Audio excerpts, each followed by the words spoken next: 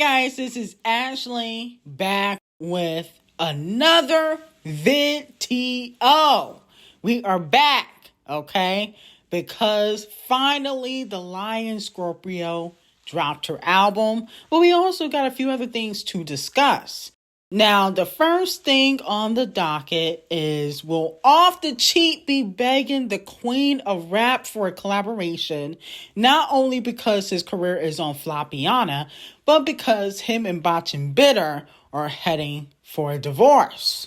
Now, fans believe that Off the Cheat will ask Ckiminaj for a collaboration because it was revealed that Botchin' Bitter has been linking up with one of Off the Cheat's ops at QC, Lil Baby, allegedly. They were spotted at the same club, and Botchin' Bitter alluded to kind of messing around with Lil Baby. Now, Lil Baby and Off the Cheat have beef because Lil Baby snatched Off the Cheat's chain a few years ago and slept with another baby mama of Off the Cheat's, okay? One that he got pregnant before he got with Botchin' Bitter.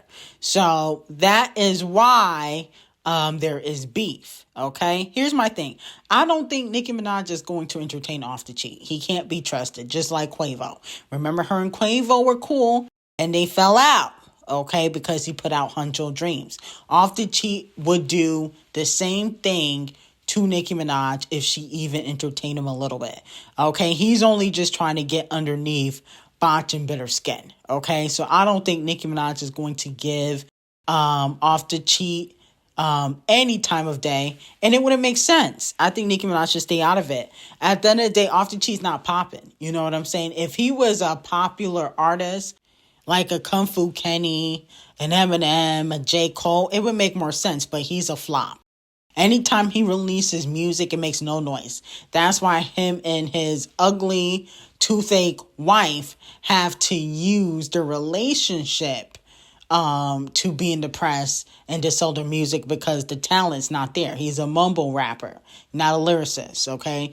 The most talented one in the Migos was Takeoff. Takeoff died, and now it's Quavo. Off the Cheat is the least talented Migo, and at the end of the day, it shows in the music, okay? So I think Nicki Minaj should pass on this, and I really don't think that she would give him the time of day.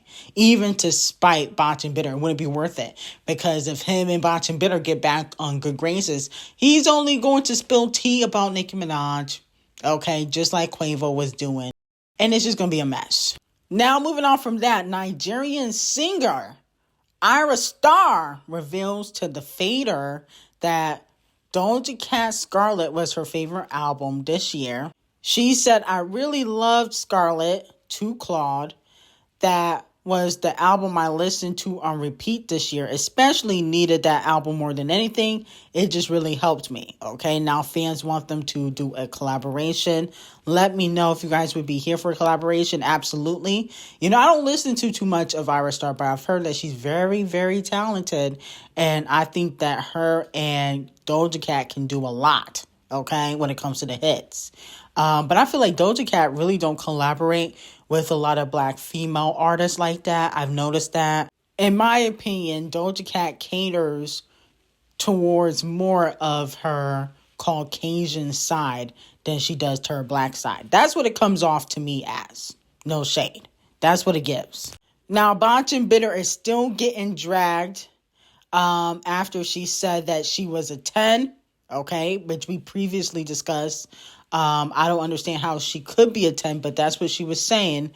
And fans have been calling her out. And she has continued to go off on fans. She said, nah, you B-words just hate when a girl love herself, surgery or not. Look how mad y'all are at the TikTok girl that cooks. I don't need a man or a B-word to tell me how to feel about myself. I was snatching both genders, even with the effed up teeth, okay? Now, this comes after Botchin' Bitter responded to a fan that said that, you know, why does she think that she's a 10? She said, I have a pretty face, pretty frame, little feet, smell good, never got an odor even when it's that time of the month, got that grippy, street smart, a hustler, rich as F, a God-fearing woman, baby, I can upgrade a man's life and buy yours. A perfect 10. Here's my thing with Botch and Bitter. And like I said before, I don't think anybody that has gotten heavy surgery could be a massive 10 in any way, shape, or form. I think Veneers is a little bit delusional. I know Crooked Teeth thinks that, she's a 10 because of the way she looks now, but we saw how you looked before the surgery and you wasn't a 10 then. Okay? You're such a 10, but you can't keep a man. That's very odd. Even before Off the Cheat, your ex Tommy was cheating on you. Self from Love and Hip Hop never claimed you. How is you a 10, but you can't keep a man? Okay? Even Carisha took Stefan Diggs from you. Okay? How are you a 10? I don't understand that. And then on top of that, I just feel like Botch and Bitter doesn't have enough good qualities, inner qualities, to be a 10. Like, it's not always just about looks. It has to be about the personality. You play victim a lot. Even when you going back and forth Off the Cheat, you're not a victim in that situation. No shade. Okay? Just because he cheated on you 1,000 times, you're not a victim. You stayed, you loved it. You was there for the money and the fame. Your career kind of fell off since y'all got together. You're not a victim though. At the end of the day, you chose to be in that position. So not a 10 in my book. Okay. But let me know how y'all feel about that. Now, SZA finally, released her album after lying and saying that it was going to be released, 12 o'clock in the morning, today. It came out many hours later, but the Lion Scorpio finally released the Lana Deluxe, okay? And there's a few boppity bops. Now, I'm not going to take back my donkey of the day. It still stands. But SZA and Kung Fu Kenny ate it up for 30 for 30, okay? That is a boppity bop, okay? I might have to add that to the playlist, okay? That is a really good song, one of my favorites on the album. And I'm being unbiased because I don't feel like this deluxe was better than the original album SOS. I'll be honest with you. I don't feel like it was better. I feel like some of these songs were scraps. No shade. No shade, SZA. Some of these were scraps. I can see why you didn't put them on the SOS original album. Seems like some of these songs are fillers. But I'm going to tell y'all the songs that I do like. I also like Diamond Boy. I feel like Diamond Boy is a bop. I think that might be a fan favorite. I also like Scorsese's Baby Daddy. I think that also is a bop. Chill Baby is fire to me too. I like that song. Kitchen and Drive are also probably fan favorites for, the album. And I saw that she put out a music video for Drive. I didn't watch it, but I saw that she did put a music out for that song. So I guess Drive is going to be, the lead single for the deluxe. I feel like 30 for 30 definitely should be the lead, in my opinion. I feel like that's the only song I really was extremely excited about. The other songs are cool, but I feel like 30 for 30 was fire. And I feel like she should have had more collaborations because some of these songs are fillers. No shade. I really do like SZA, but some of these songs are fillers. And I feel like, I don't know, I hate to say this, but SZA sometimes comes off a little bit one-dimensional. Just a little bit. It feels like she has that certain sound, but I just don't know where you can categorize her vocally. Like, where does SZA rank vocally amongst the other R&B artists? I feel like Victoria Monet, Chloe, Coco Jones, they all can sing better than SZA, but SZA's just more popular. Even Summer Walker, I feel like Summer Walker low-key can sing better than SZA. Just a little bit. But I would give this album, if I had to be completely honest, I would give it like a 7 out of 10. A 7 or 6 out of 10, okay? And I'm just talking about the deluxe songs, the 15 songs that she put out. Not SOS, the original album. The original album, SOS, to me, is a 9 out of 10. This one is a 7 out of 10, and I think it has a lot to do with the fact that I personally feel like some of these songs are fillers, okay? And, this might be a cash grab moment. No wonder she was stalling. It kind of feel like she had most of these songs, except for maybe 30 for 30. But she had most of these songs in the stash already. And she just decided to release them. Like, some of these songs, I feel like this ain't new. This ain't new stuff. Okay? So, yeah, I give her, a 7 out of 10. I feel like it wasn't worth 2 years. I mean, what was the point of waiting 2 years for this? I mean, for one feature, that's it. I mean, you could have came harder, SZA, and then you dressed up as an alien, an ant, whatever you want to call it. You dressed up as something, and it wasn't really given. I mean, I don't know. I feel like SZA's starting to get a little bit lazy, okay? She's starting to get a little bit lazy, in my opinion. Now, Kung Fu Kenny did send some lashings to the botch BBL boy in 30 for 30, okay? He said, you effing with N-words that think they cuter than you. Say you on your cycle, but he is on his period too. What? Oh my goodness. Champagne Thickums, get off the floor. Basically, he calling you a bitch. That's what I'm getting from this verse. Just like in Euphoria, he said when, he see you in sexy red, he believes that you see two bad bitches. You might pop ass with them. Okay, didn't he say that in Euphoria? I don't even think Kung Fu Kenny considers Champagne Thickums a man. I mean, he did get hella surgery on his stomach. I mean, what grown-ass man does that? No shade. That's what women do. Okay, he got more surgeries probably than Botch and Bitter. Okay, so at the end of the day, Kung Fu Kenny whacked Champagne Thickums again. I'm here for it. I think Champagne Thickums deserves all the lashings. He needs to drop a hit. Hasn't dropped anything hit-wise in a long time. Even Family Disasters wasn't a hit. But he does have this lawsuit with Universal, so he might not be able to drop no hits for a while now. And to be quite honest, I'm happy about this. I think maybe he should actually retire and just stay in Toronto. I don't think Champagne Thickums is going to be missed musically. Y'all claim that y'all miss Champagne Thickums, but he dropped 100 gigabytes of trash and y'all didn't support it. So the missing is only on social media, in my opinion. Now, moving on from that, according to KHOU, Queen Bee's halftime show will be 9 minutes. Oh, hell no. Okay? No. 9 minutes, that's it? That's less than the time you get at the actual halftime show. Wasn't it supposed to be 20? No, I know y'all not docking Queen Bee's time. Okay? And I blame Camel Face. They probably docking her time because Camel Toe and these are lawsuits. I mean, he is just a deadly disease to Queen Bee's career. I mean, goodness gracious, how did we go from 20 minutes to 9? That's less time than they get at the actual halftime Super Bowl. I'm like, what's the point of even coming? 9 minutes? That's it? What? That's like 1 or 2 songs. Oh, no. No. This don't make sense. We got to call your vet and find out if this is true. She been silent all damn day. Usually when there's a stupid rumor going around, she acknowledges it. Now she's silent. So I guess it has some truth to it, but I'm not happy about this. I blame Camel Toe. Camel Toe will be receiving Donkey today. I mean, how Queen Bee go from 20 minutes to 9 minutes? Because of you.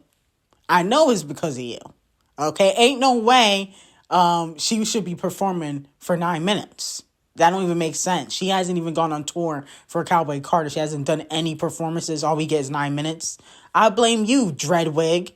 Too busy focusing on these lawsuits. You should be elevating Queen Bee and Blue Ivy's career. All you doing is tearing it down.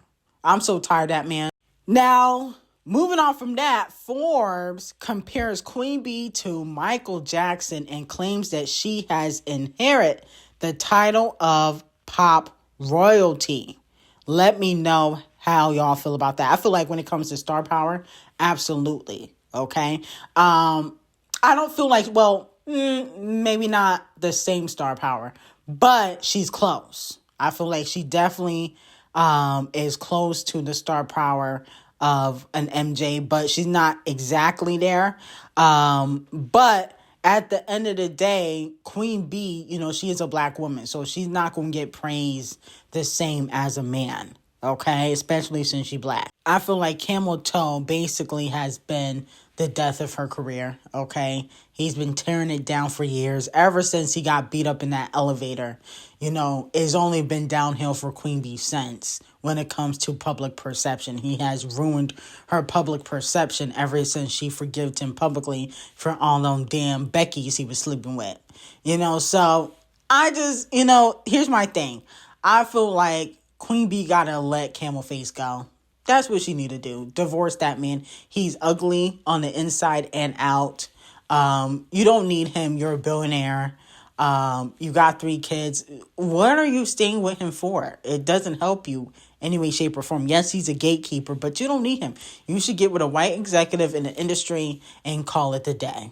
Now, moving on from that, Payola denies Champagne Thickums accusations that it has helped UMG inflate Kung Fu Kenny's Not Like Us. Payola states, saying it has zero evidence to support the claims. In its filings, it criticizes Champagne Thickums for going to court, calling his claims far-fetched and speculative, okay? Here's my thing with Champagne Thickums, and this is why he also will be receiving Donkey today. You're mad because your diss record was the least popular. I remember when he dropped back-to-back on Weak Mill, I heard that everywhere. It was always in some sort of playlist on Payola when it dropped, okay? I remember that. I remember when, Champagne Thickums, he was on every playlist, pop, R&B, rap. It didn't matter what playlist it was, because he had a Payola deal. But since you're not the favorite, now it's Payola, when you've been getting Payola for years. That's why I don't respect this lawsuit at all. And I feel like it's going to be a bad look on his career, because now other music streaming companies may not really want to work with you. Okay? Like, I don't think he's going to get that Payola deal that he once had before. He should have just went on hiatus and came back in a year with his new set of abs and dropped a hit record. Okay? I just feel like you're a sore loser. It's sore losing. I remember when you was taunting Weak Mill performing back-to-back on every stage. And yes, you didn't call Weak Mill a pedo, but at the end of the day, you said Kung Fu Kenny was beating his fiance. So, I mean, what did you really expect? I mean, you can't spew out lies and stuff like that and think that won't happen to you. It's okay for you to talk about people, but when people talk about you, you try to play the victim. Okay? Definitely given light-skinned BBL behavior. And that's why I do not respect Champagne Thickums. And even in the court documents, when they're asking, where he's getting this information from for the Payola, he's citing a blog on Twitter called, I think, NFR or something like that, and Whackademics. Knowing Whackademics lies, okay? And he has his own R case that he needs to take care of. I don't even know why Champagne Thickums would cite Whackademics, because I bet you when Whackademics gets on the stand, he gonna backtrack and be like, oh, well, that's not exactly what I heard with his big ass, okay? Chipmunk and BBL Boy need to sit the F down. Now, moving on from that, it has been reported that Camel Toe's net worth has went up, okay? Now, Forbes reported in 2019, Camel Face became a billionaire, the first hip-hop artist to reach that milestone. In 2021, his fortune grew after selling 50% stake in Armand D. Briniac, okay, to LVMH. Forbes has estimated that now his net worth is $2.5 billion. Wow, that's crazy. So him and Queen B are the richest hip-hop couple in the industry, because they're both worth $2 billion. So that's $4.5 billion, okay? Because when Queen B get her net worth updated, it's going to be 2 billion, okay? Organically. She might lie and say only 1. I can see her lying, just for tax purposes and all these damn lawsuits. But realistically, she's worth $2 billion, okay? Just on her tours alone. So this is crazy. Oh, wow, wow, wow.